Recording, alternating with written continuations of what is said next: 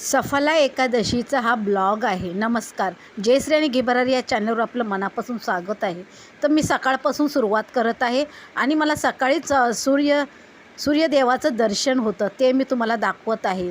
म्हणजे कसं ते सूर्य एका काचावर पडतो आणि त्या काचावरून त्या झाडातनं असं चमकताना दिसतं बघा.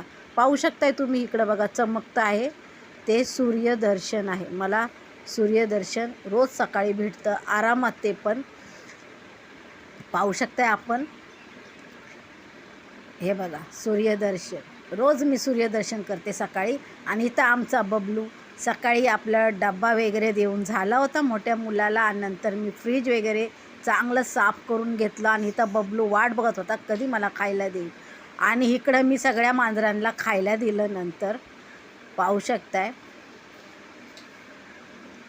त्यानंतर घराची पूर्ण सफाई वगैरे काम वगैरे करून आणि संध्याकाळी 5-6च्या दरम्यान मी गेले होते मंदिरात. सफला एकादशी असल्यामुळे मला श्री पांडुरंगाचं दर्शन घ्यायचं होतं.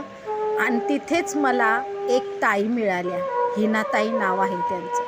त्या इतक्या छान बासुरी वाजवतात ना, आहा, माझं मन एकदम मोहून त्यांनी घेतलं. मी बाहेरून विचार करत होते कोण बासरी वाजवते. तर मी आज जाऊन बघितलं तर ह्या हिनाताई बासरी वाजवून प्रत्येक दर्शन घेणाऱ्यांचं मन वेधून घेत होते. आणि माझंही मन त्यांनी वेधून घेतलं आणि माझंही लक्ष त्यांच्याकडे गेलं.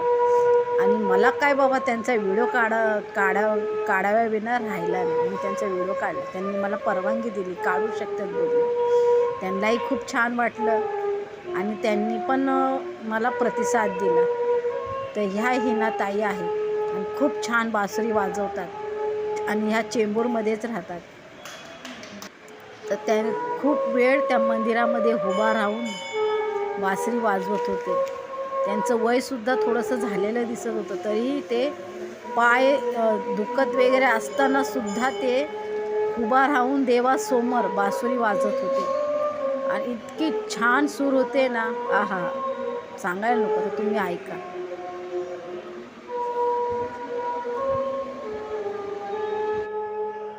आणि हा, खरंच भक्तीमध्येच शक्ती आहे, हे वाक्य काही खोटं नाही, खरंच आहे. तर तुम्हाला दिसतच आहे हिनाताईंचे खूप पाय दुखत होते. त्यांनी आपलं दुखणं बाजूला ठेवलं आणि बस त्या भक्तीमध्ये इतक्या रमून गेल्या की त्यांना त्यांचं दुखणंसुद्धा कळालं. तेव्हाच तर म्हणतात ना, भक्तीमध्ये शक्ती आहे. त्यांना अशीच शक्ती मिळाली. ब्लॉग आवडला असेल तर लाईक, शेअर, सबस्क्राईब करायला विसरू नका.